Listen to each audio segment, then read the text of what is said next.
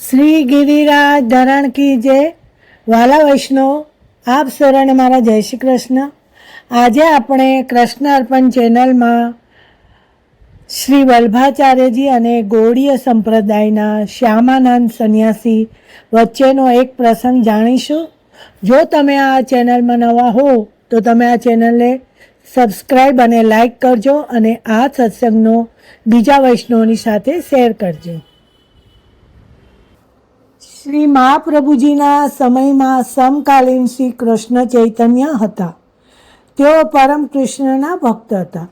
તેઓ ગૌડીય સંપ્રદાયના હતા. તેમને શ્રી મહાપ્રભુજીએ શ્રી સ્વામિનીજીના હસ્તલિખિત ગ્રંથ સ્ફુરત કૃષ્ણ પ્રેમામૃત નામનો ગ્રંથ આપ્યો હતો.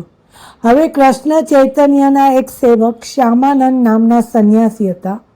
હવે શ્રી વલ્લભ અને શ્યામાનંદ સંન્યાસી વચ્ચે એક પ્રસંગ બને છે. આ પ્રસંગ જાણે એમ હતો કે શ્રી ગોકુલની બડી બેઠકમાં શ્રી વલ્લભ આપના નિજ સેવકો સાથે બિરાજેલા અને ત્યારે ગૌડીય સંપ્રદાય એટલે કે કૃષ્ણ ચૈતન્ય સંપ્રદાયના શ્યામાનંદ નામનો એક વિરક્ત સાધુ જેઓ શ્રી વલ્લભની પરીક્ષા કરવાના ભાવથી આવ્યા.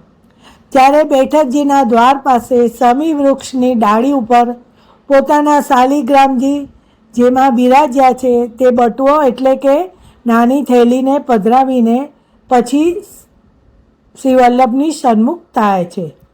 પછી જે કૌતુક શ્રી વલ્લભ કરે છે તે પ્રસંગની આપણે ચિત્રમાં ઝાંખી થાય છે.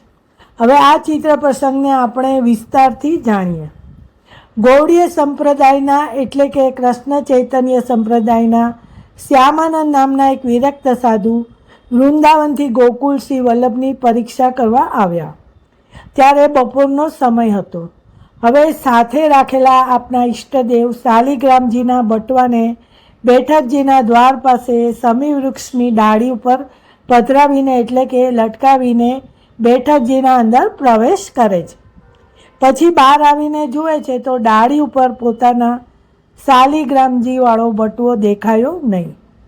તેથી પાછા બેઠકજીનામાં પ્રવેશ કરી અને શ્રી વલ્લભ સમક્ષ બે હાથ જોડી ફરિયાદના ભાવથી વૈષ્ણવ ઉપર દોષારોપણ કરતા કહે છે કે મહારાજ, આપ શ્રીના સેવકો અમારો બટુઓ ચોરી ગયા. ત્યારે શ્રી વલ્લભ આજ્ઞા કરે છે કે આપનો બટુઓ ક્યાં રાખ્યો હતો? ત્યારે શ્યામાનંદ સાધુ કહે છે કે આપની બેઠકજીના આંગણામાં જે સમીક વૃક્ષની ડાળી ઉપર લટકાવીને અમે આપશ્રીના દર્શન કરવા આવ્યા હતા. ત્યારે શ્રી વલ્લભ સસ્મિત કહે છે કે અમારા સેવકો આપના બટવાને શા માટે સ્પર્શ કરે? તમારી કંઈક ભૂલ થતી હોય એવું લાગે છે. તેથી તમે હવે બહાર જઈ અને ફરીવાર જુઓ તો ખરા. જ્યાં શ્યામાનંદ સાધુ બહાર આવી અને સમી કૃષ્ણની ડાળીઓ તરફ દ્રષ્ટિ કરે છે તો આશ્ચર્યચકિત થઈ જાય છે. કારણ કે વૃક્ષની દરેક ડાળીઓ પર પોતાના જેવા જ અનેક બટવા લટકતા દેખાય છે, જે દરેકની અંદર શાલિગ્રામજી પધરાવેલા છે. તેથી મૂંઝાઈને પાછા બેઠકજીમાં આવી અને દીનતાપૂર્વક હાથ જોડીને શ્રી વલ્લભને વિનંતી કરતા કહે છે કે આ બધા બટવામાંથી અમારા શાલિગ્રામ કે જેની અમે કાયમ સેવા કરીએ છીએ તે બટવો મને મળે એવી કૃપા મારા ઉપર કરો.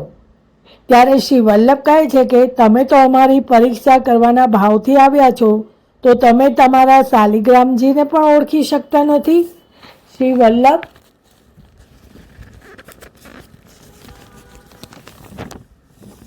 આપ તો પૂર્ણ પુરુષોત્તમ છો, તેથી જેવો ભાવ લઈ જે કોઈ આવે તેવું જ ફળ તેને મળે છે. ત્યારે શ્યામાનંદ સાધુ લજ્જિત થઈ જાય છે. ત્યારે કરુણામય શ્રી વલ્લભ સસ્મિત ફરી આજ્ઞા કરે છે કે હવે તમે ફરી બહાર જઈને એકવાર જુઓ. ત્યારે ફરી શ્યામાનંદ સાધુ બેઠકજીની બહાર આવીને જુએ છે તો હવે ફક્ત એક જ બટુઓ ડાળી પર લટકતો દેખાય છે. તરત જ તે બટુઓ ડાળીએથી ઉતારી તેમાં પધરાવેલા શાલિગ્રામજી પર દ્રષ્ટિ કરે છે તો પોતાના સેવ્ય શાલિગ્રામને જોઈને પ્રસન્ન થઈ જાય છે અને વળી પાછા બેઠકજીમાં જઈ શ્રી વલ્લભને સાક્ષાત ઈશ્વર જાણી સાષ્ટાંગ દંડવત પ્રણામ કરી આપ શ્રીની આજ્ઞા લઈ શ્યામાનંદ સાધુ શ્રીમદ ગોકુળથી વૃંદાવન પાછા ફરે છે અને સૌને પોતાના અનુભવનું વર્ણન કરી ધન્યતાનો અનુભવ કરે છે.